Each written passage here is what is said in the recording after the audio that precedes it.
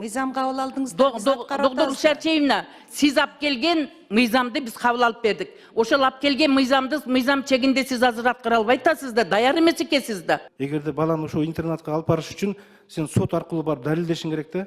Ошо баланын үйүндө мындай аз камсыз болгон же жетим деген балага барып соттун чечимин чыгарып келиш керек бүгүнкү күндө. Анын эмне кереги бар? Мындай бюрократиянын. Жаңы салып бериңиздер анда Талас облусунда. Жаңы мектеп салып бериңиздер, интернат салып бериңиздер. Ошондой. Интернатты өзүнүн мурунку статусуна алып келип бериңиздер. Окуучу эмне деп айтат билесиздерби? Эжеке, келиңизчи, эртерээк эле келиңизчи.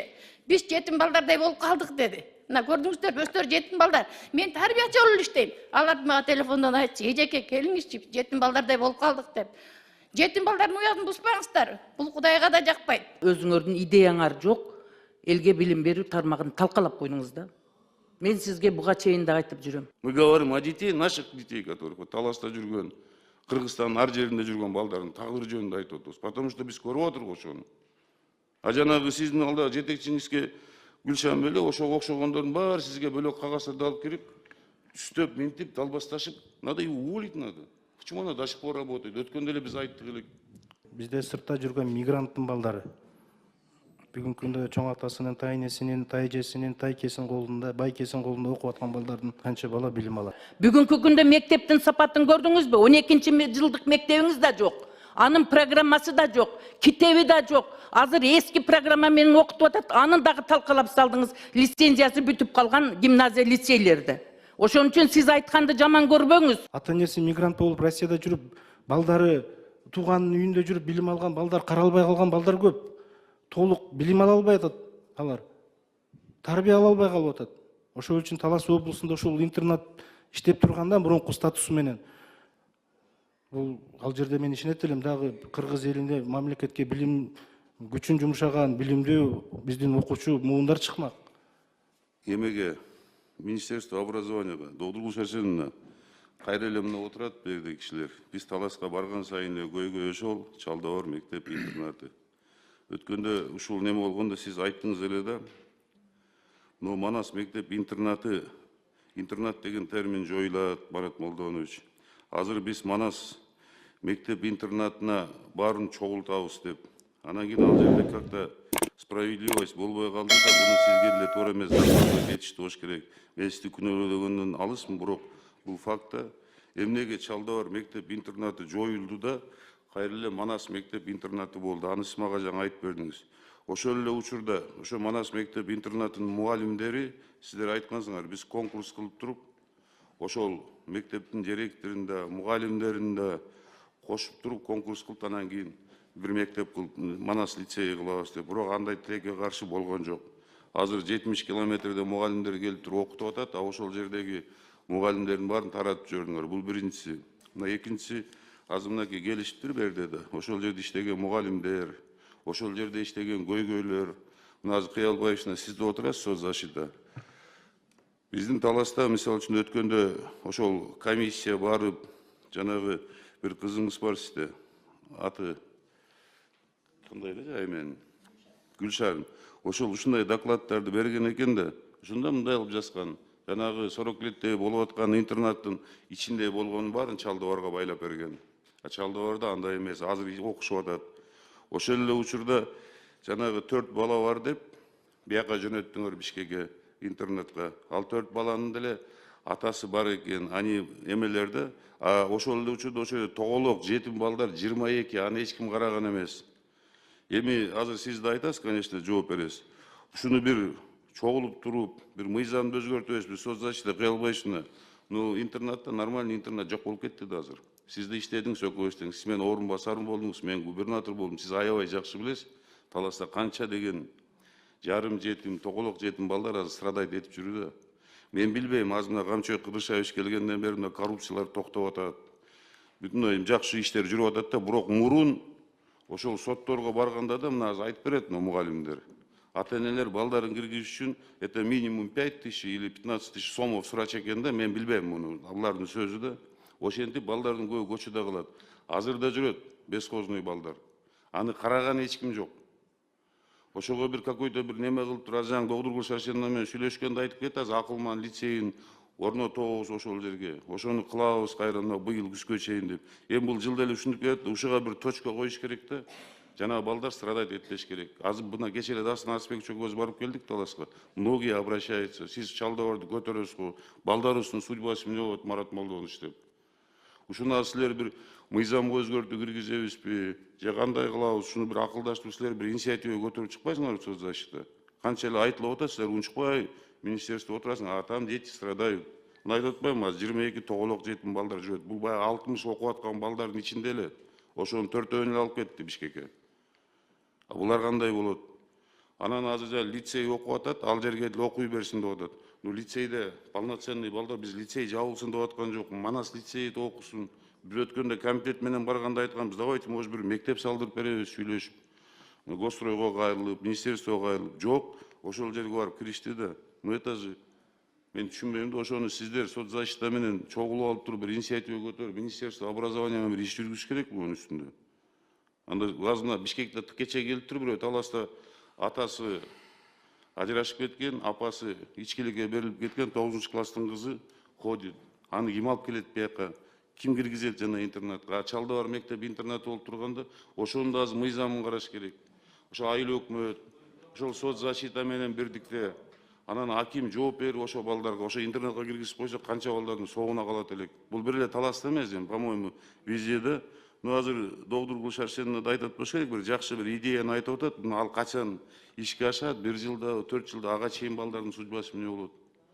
Вот ушул боюнча карап бир иш жүргүзсөк аябай жакшы болот. Ушуну сиздер бир көңүл калсаңар, министерство менен карап, азыр бияктан да ону ата-энелерге сөз берет болуш керек. Эми жакшынакай, жакшы иштеп аткан хороший интернатты мы развалили да, 1-2 аялдын эмеси менен. Жана Гүлшармы ким ошолордун берген эмелери менен, каттары менен. Мен билем 100%. Министрде толук кандуу ага ошо кагазды карап иш жүргүздү болуш керек, по-моему. А так это не так все.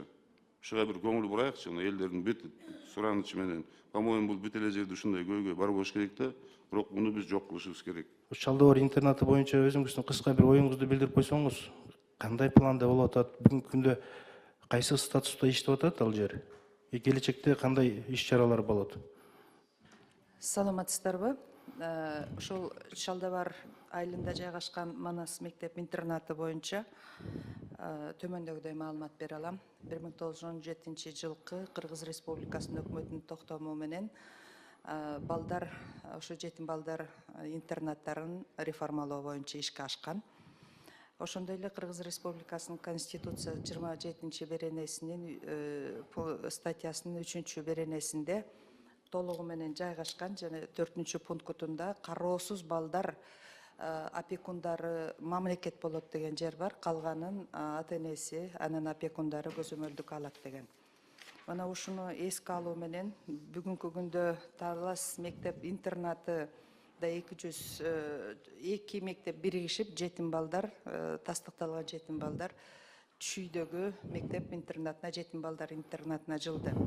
Ал жерде биз толугу менен Кыргыз Республикасынын акылман мектептеринин прототиптери республика 10 мектеп интернатында жатак үйүндө толугу менен трансформацияланат.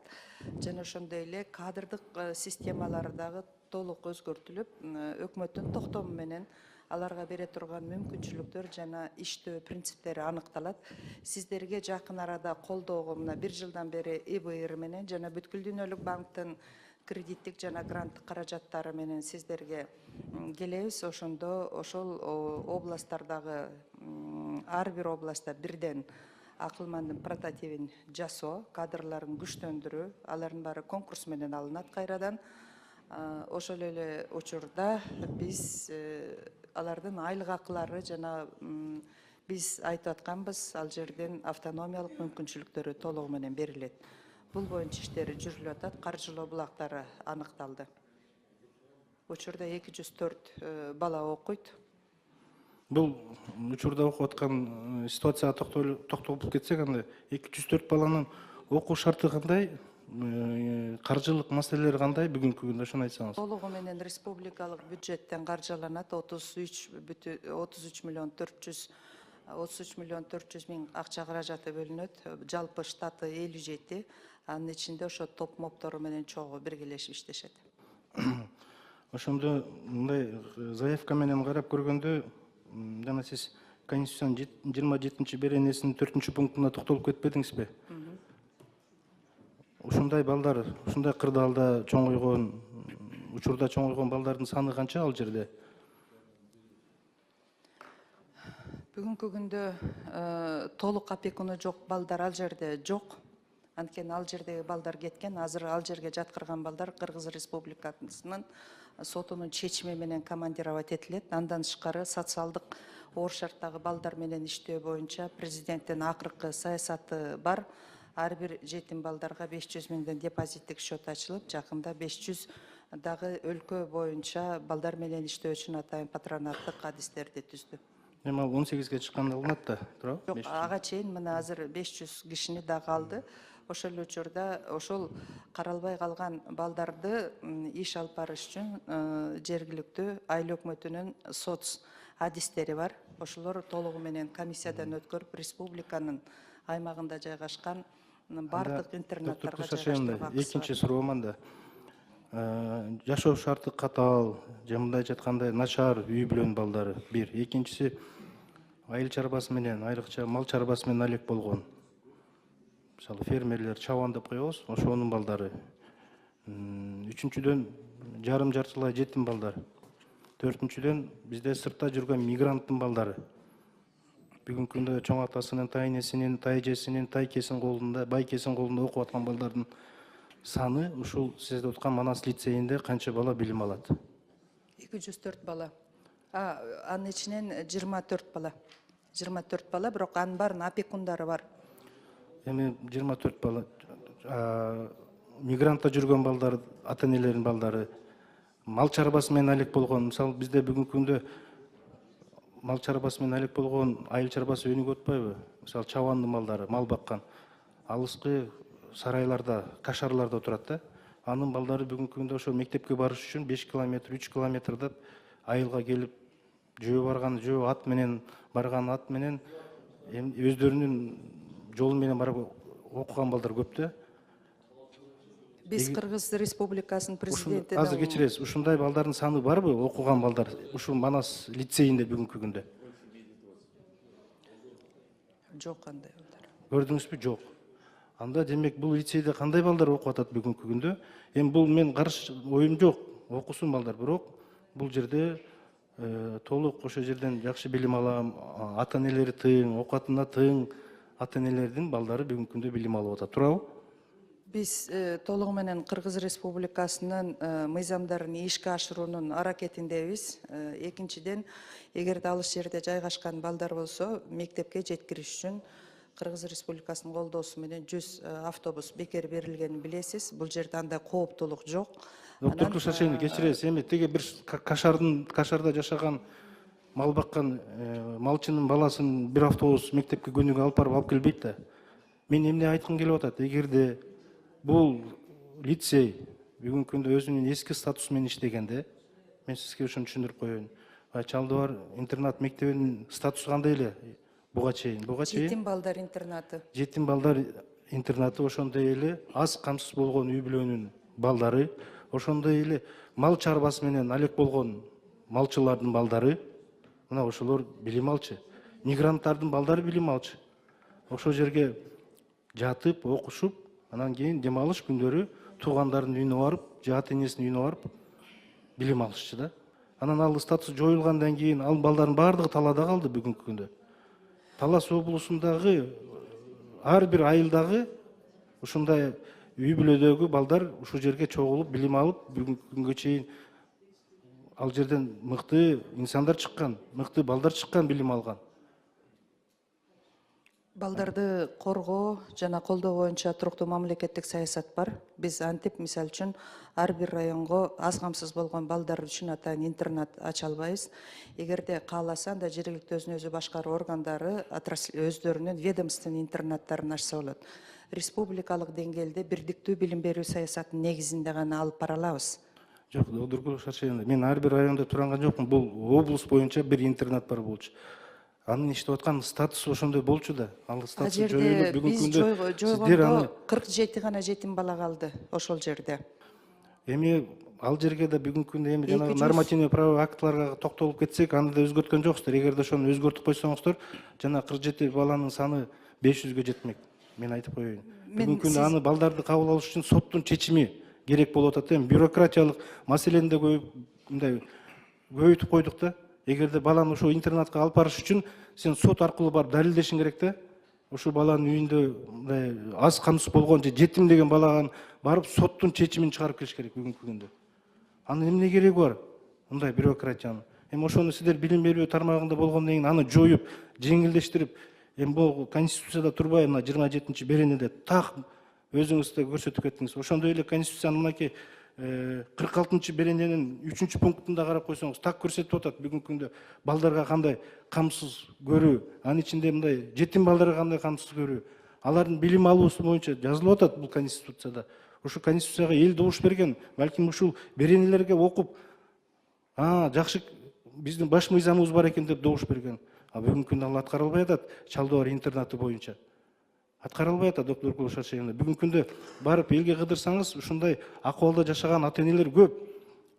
Ата энеси мигрант болуп Россияда жүрүп, балдары тууганын үйүндө жүрүп, билим алган балдар, каралбай калган балдар көп.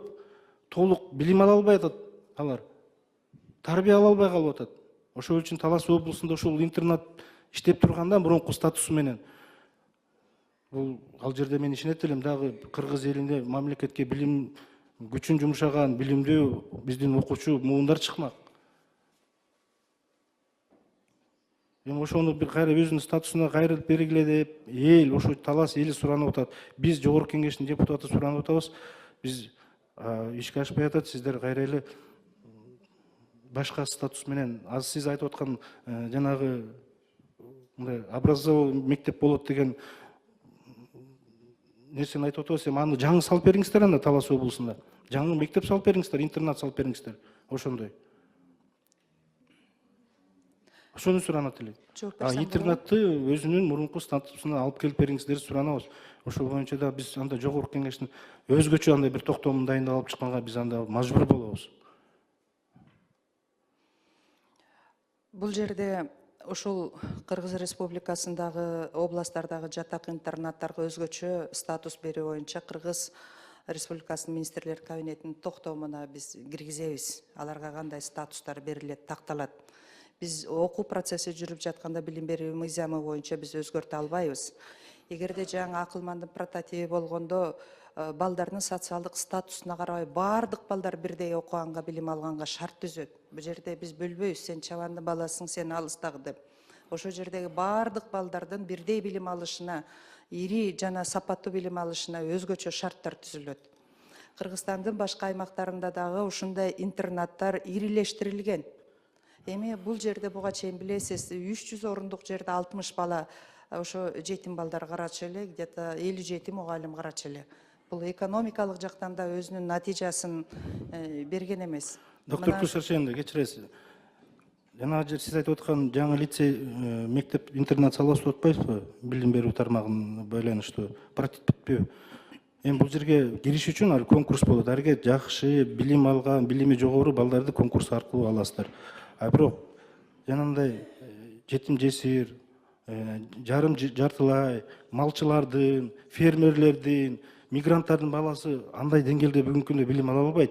Алар келип, ошо интернатка келип окугандан кийин анан билими жогорулайт да алардынчы. Келгенден кийин билими жогорулайт. А сиздер ал жерге алыш үчүн конкурс ачып, анан конкурс аркылуу аласыздар. Балы жеткен балдарды алып, балы жетпеген балдар дагы эле сыртта калып калат. Ошо именно балы жетпей калган балдардын баардыгы ошол жана мен айтып аткан ошо составка кирип калат. Көрдүңүзбү? Дагы бул карама каршылык болуп калат. Ошол үчүн мен айтып атам, эгерде жаңы интернат, ошондой лицей салабыз десеңер, жаңы салыңыздар, пожалуйста. А азыркы интернатты өзүнүн статусун алып келгенге сиз ошого суранат элек, көңүл буруп алып келип берсеңиз өзүнүн эски акыбалына. Болгону ошол. Баягы калк катмары 3 катмардан турат экен. Жогорку катмардан, ортоңку катмардан жана төмөнкү катмардан. Биз ушул келген мугалимдер, биз эми баарыбыз пенсиядабыз. Биз эчтекеден коркпойбуз. Анткени бизге андан ошол биз эң төмөнкү катмар, калктын эң төмөнкү катмарынын атынан келип атабыз. Эң төмөнкү катмар мисалы колунда булар мисалы Чалдыбар мектеп интернаты 3 жылдан кийин бир кылымдык тарыхы бар Чалдыбар интернатынын атынан келдик. Мисалы биз министр айымдын реформасына каршы эмеспиз. Мейли акылдуу балдардын прототипин түзсүн, акылдуу балдар мектебин түзсүн, лицей түзсүн, биз каршы эмеспиз. Ага да окуй турган балдар бар, ага да окута турган ата-энелердин кудурети бар ата-энелер бар. Ал эми ошол эле ичинде Дастан мырза айткандай, мисалы аларга конкурс менен алынат да, конкурс менен алынганда конкурстан өтпөй калган балдар ушунчалык кандай моралдык кемсинтүүгө ээ болот. Мисалы Чалдыбар бир областта бир интернат керек экен. Мисалы аны биздин өзүбүздүн биздин президентибиз, УКМКнын урматтуу төрагасы Камчыбек Ташиев өздөрү тастыктап отурат. Мына Камчыбек Ташиевич өзүнүн окуган Жалалабадтагы Терешков атындагы интернатты кандай гүлдетип атат. Ошондо калган интернаттардын баары статусун өзгөртүп эле, эч кандай жабылган жок, эч кандай тараган жок. Жөн гана статусун өзгөртүп, ошол бойдон өздөрүнүн иш аракеттерин жүргүзүп атат. Биздин бир гана Талас областында Чалдыбар интернатына эмне үчүн мынчалык көз артылып калды, биз түшүнбөйбүз. Себеп дегенде 60 окуучу деген 60 окуучу болбойт. Арде мисалы бизге уруксат берсе, бир айдын ичинде мисалы жатаканабызга 300 окуучу атат. Ал эми окуу корпусуна 350 окуучу окуганга кудурети бар мектеп.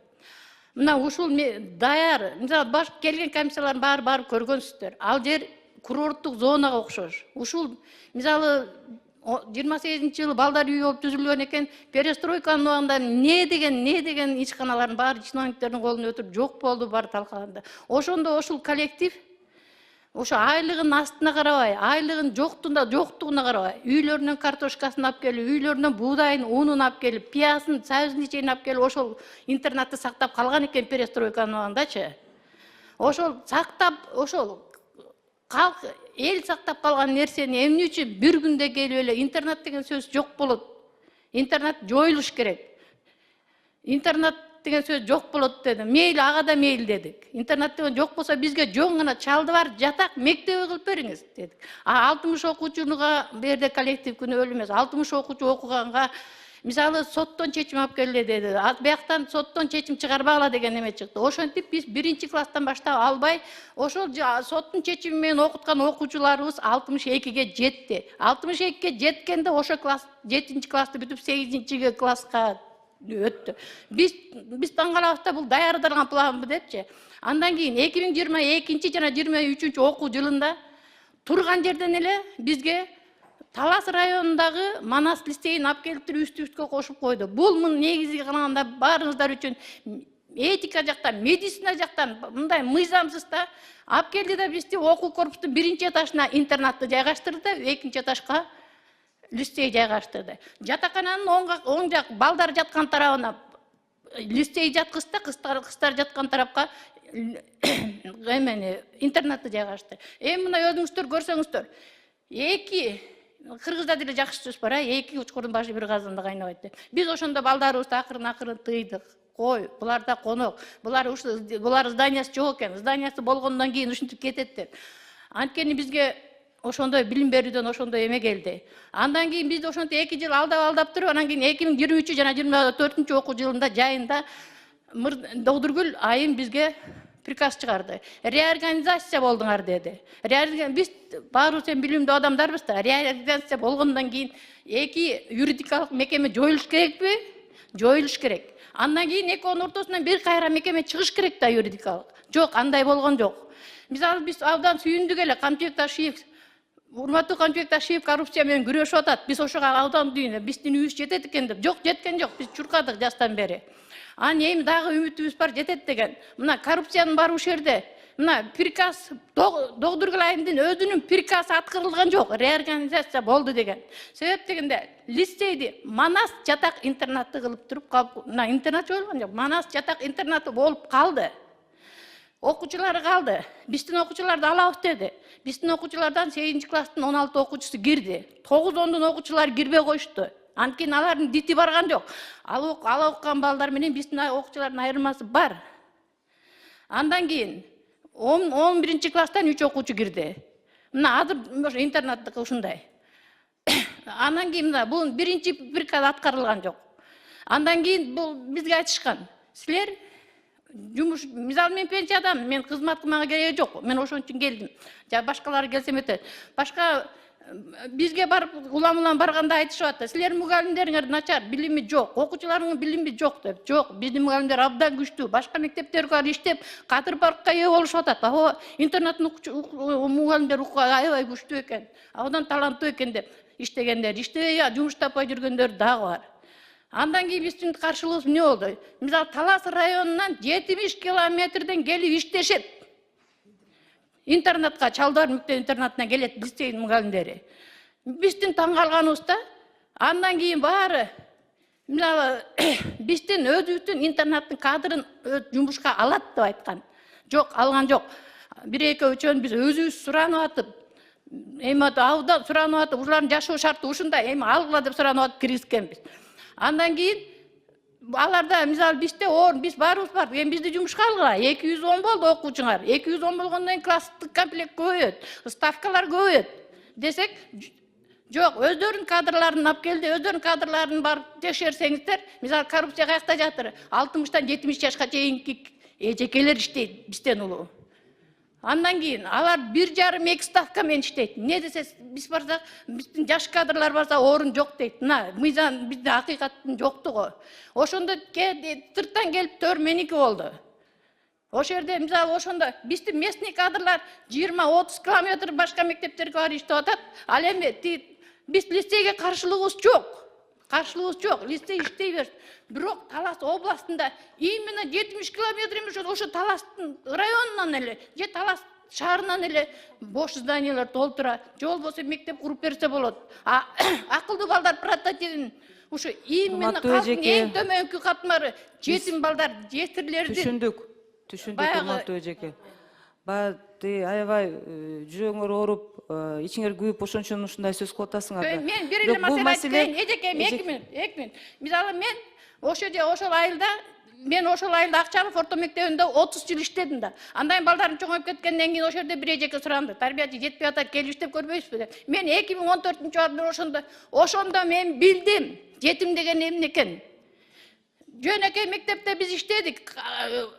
Ал мектепте көрсө бактылуу балдар окуйт экен. Мисалы мен ошо тарбиячы болуп киргенде иштеп жүрдүм. Бүлтөнгө чыксам, окуучу эмне деп айтасыз билесиздерби? Эжеке, келиңизчи, эртерээк эле келиңизчи. Биз жетим балдардай болуп калдык деди. Мына көрдүңүздөр, өстөр жетим балдар. Мен тарбиячы болуп иштейм. Алар мага телефондон айтчы, эжеке, келиңизчи, жетим балдардай болуп калдык деп. Жетим балдардын уязын буспаңыздар. Бул Кудайга да жакпайт. Эжеке, ушундай сиз талаптарыңызды айтсаңыз кандай экен? Рахмат, эжеке, баарын түшүндүк. Айтты. Жок, азыр убактыбыз аз болуп атат, урматтуу биздин эң негизги мыйзамсыз нерселер көп болуп атат. Калкалаганы эме да, эме баягы.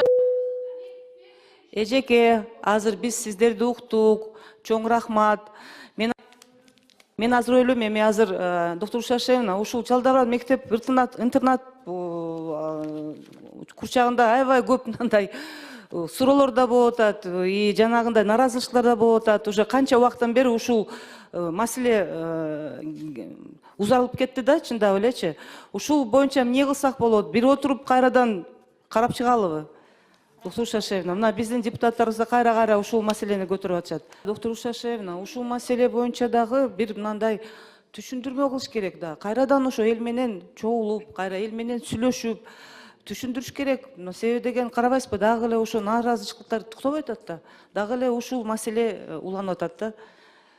Анда барыш керек ошо жерине. Туурабы, Марат Молдонович, кандай дейсиз? Биз барганбыз, барып эли менен да кездешип, бүтүрүүчүлөр менен да кездешип, расмий органдардагы Кыргызстан министрлер кабинетинде дагы кездешип болуп, бардыгы менен 1 жылдан бери тынымсыз иштер жүргүзүп келе жатабыз. Нормотворческий иш мисалы үчүн окуу жылы башталгандан эч бир баланы чыгара албайбыз.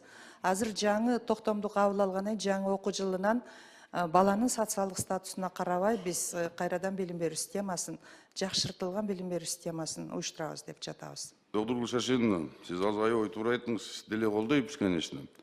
Бирок жаңы чабандардын балдары, алыстагы немелердин баары бизге бирдей дейсиз. Мисалы үчүн сиз реформа жүргүзүп атасыз. Айыл чарба министрлиги тоже реформа жүргүзүп атат. Ошо алыскы жайлоолорго биздин чабандар барсын. Ошо малдарды көбөйтөйүк, сүт багытында көбөйтөйүк. Анын балдары кантип келип атат, жайлоолордон келип окуйт. Мисалы үчүн да аягында караш керек, бир эле реформа менен кете бербеш керек. Мы должны сейчас очень задуматься над этим. Анан кийин жанагы межекелер толуп турсаңар эми силер. Келдиңер бу укулада. Анан могу жерден айтып атасыз, биз мында, а почему башка жердеги интернаттар работает, а биздин Таласта Чалдыбар интернаты, именно сиз айткан акылмандар болгонго чейин Чалдыбар мектеп интернатты эле калтырып турсаңар болбойт беле? Бул жерден мен азыр сизди күнөө возможно сизде эмес, жана мен дагы сунуш кылып кетем, мына Гүлшан дегениңиздин аркасынан ушунун бүт изучуудун баары болуп атат да, ана до сих пор работает. Над этим поработать надо. Эмесе мына 60 бала деп эле келип атыр. Бергилечи азыр жана мына сот защита иштесин. Карасын да туура соттун чечими менен кабыл алабыз. Ал сиз туура мыйзамды бузбаңыз. Но ал жерде да болуп атпайбы? Ошол эле байкуштар, ошол эле жарым жетим, тоголок жетимдер ошо сотко барып туруп ала албай атпайбы ошону? Ошону эшитип барган киши жок болуп атпайбы? Жаңы өзүңүз айтпадыңызбы? Ошо менен айыл өкмөттөрүбүз иштебей атпайбы нормальный болуп? Эч кимге кереги жок болуп атпайбы жана балдар? Жетим, тоголок жетим, ошолорду айтып атабыз биз бу жерде. Анан жанагы бу жерде жана мугалимдер, жана эки лицей, это второй вопрос. Экөө тең иштеш керек. Но биз ошол жердеги иштеп аткан, ошол нормальный, полноценный кетип аткан интернаттын разрушение болуп кеткенин айтып атабыз. Дастан Асбекович туура айтты, конечно, акылман лицей салсак андай болсо, пожалуйста, биз ошо Талас областынын акимдери, ыйгарымдуулуктуу өкүлдөрү жер таап берсин, жаңысын салгыла да производить эткиле. Эми мынуга тийбей турбайыкпы?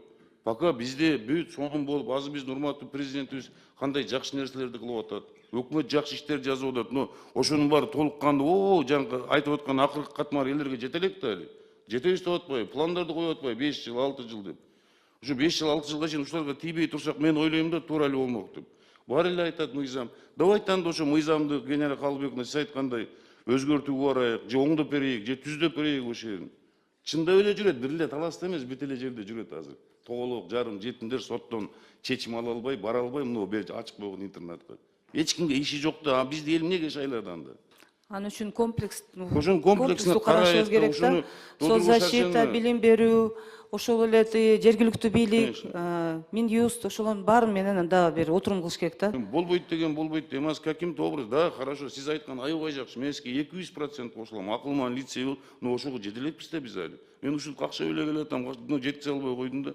Кыя албайсың, вот силер да ушу менен вы должны заниматься. Вот ваши дети, силер ошо камкордук кылып турган балдардын баары сот аркылуу келип жете албай жатат да.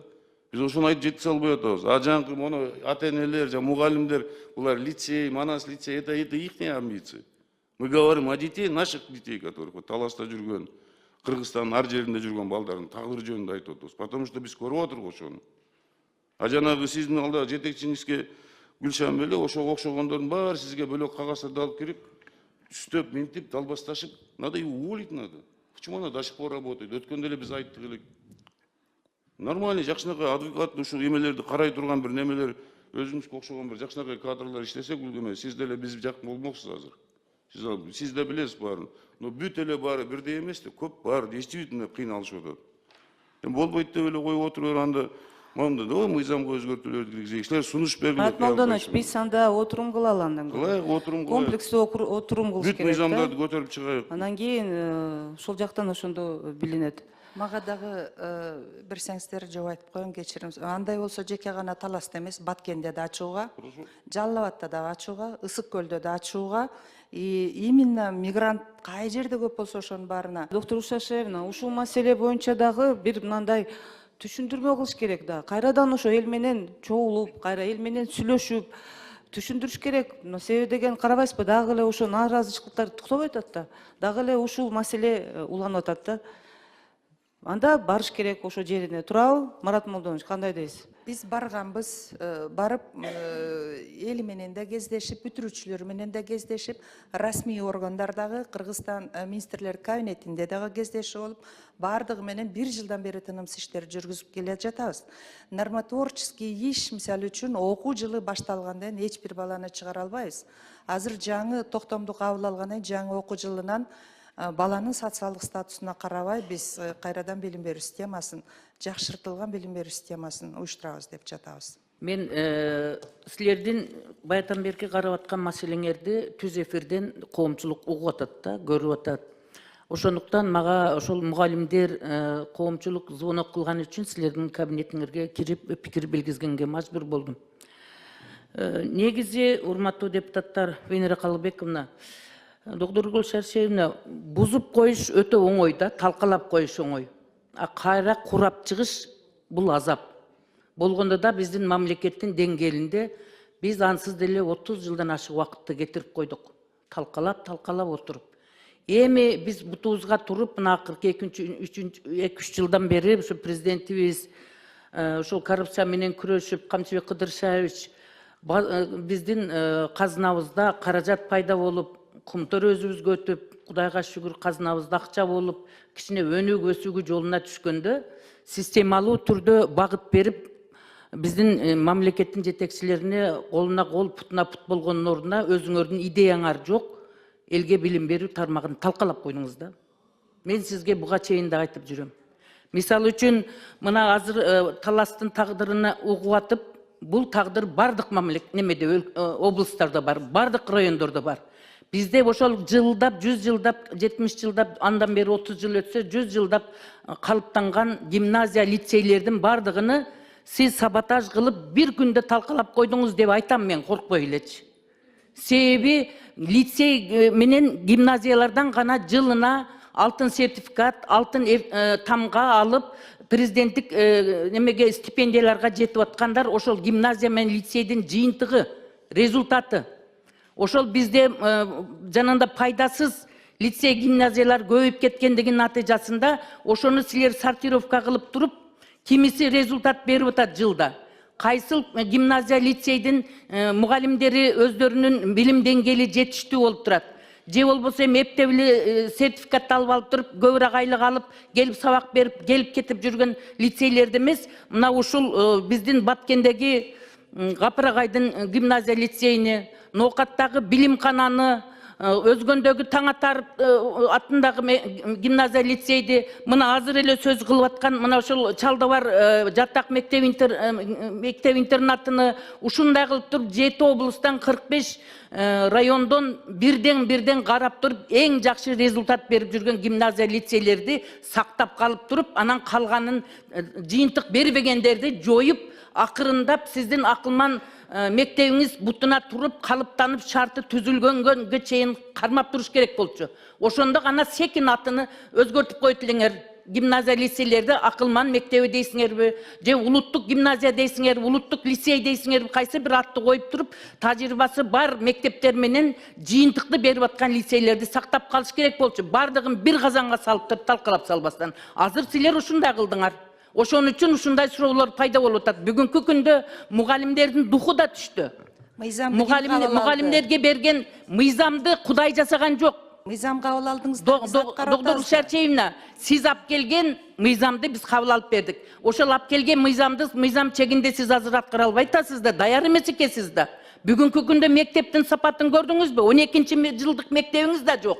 Анын программасы да жок, китеби да жок. Азыр эски программа менен окутуп атат, анын дагы талкалап салдыңыз, лицензиясы бүтүп калган гимназия лицейлерди. Ошон үчүн сиз айтканды жаман көрбөңүз. Биз экөөбүз бири-бирибиз менен сый урматпыз. Бул мамлекеттик кызмат да. Качан балдар талкаланып атканда биз унчукпай тура албайбыз. Ошондуктан мен сунушум Венера Калыбековна, бул ушул карап аткан маселеңерге тиешелүү маселе. Тез аранын ичинде сиз анализ жасап чыгып туруп, быйылкы окуу жылында алтын сертификат менен алтын тамга алган окуучулар чыкпайт. Себеби ошолор гимназия лицейден чыгып аткан. Азыр кароосуз калды балдар, даярдалбай атат. Ата-эне байкуш акча төлөп, ортого каражат төлөп окутуп атат. Анда биз аттестатта, мектепте окуткан программабыз ортого жарабаса, анда эмне үчүн каражат кетирип атабыз биз мамлекет? Эмне үчүн айлык төлөп атабыз мугалимдерге? Же туура эмеспи? Ачуу болсо да моюнга алыңыз, бул чындык, реалдуу жашоонун чындыгы.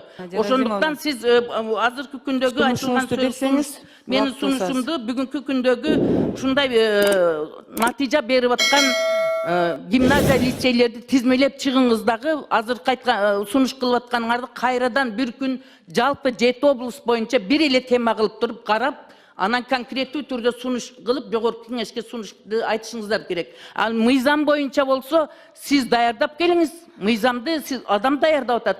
Мыйзам элге кызмат кылыш керек да.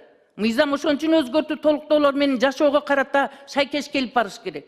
Ошон сиз бул жакты сиз карабай атасыз да. Туура айтасыз, Надира Разимовна. Мыйзамга өзгөртүүнү биз киргизсек болот, туурабы? Даярдап келсин. Чындап эле мына анализ карап кылып натыйжасы бербегенден кийин биз ошол өзгөртүүнү киргизсек болот, Надира Разимовна. Азыр башчыңызды таппай калдыңыз да. Бир эле сөздү кайталап эле айта бересиз. Надира Разимовна, өзүңүз сунушуңузду берсеңиз. Мен сунушту конкретный айтып атам. Бердиңиз, эми ноокат боюнча дагы айтам деп атасыз.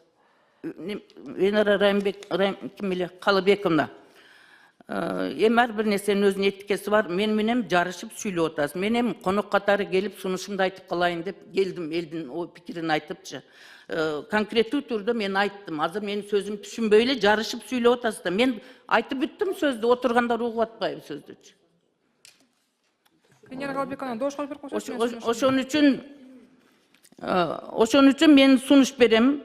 Улуттук гимназия дейсиңерби, башкача ат коесуңарбы же өзү менен утурумду кармап турасызбы? Азыркы мен конкреттүү айткан сунушту эске алыңыздар, тактап чыгыңыз. Жыйынтык берип келаткан гимназия лицейлердин тизмесин түзүп чыгыңыз деген сунушту айтам мен. Бардыгын бир казанга салып кайнатпагыла.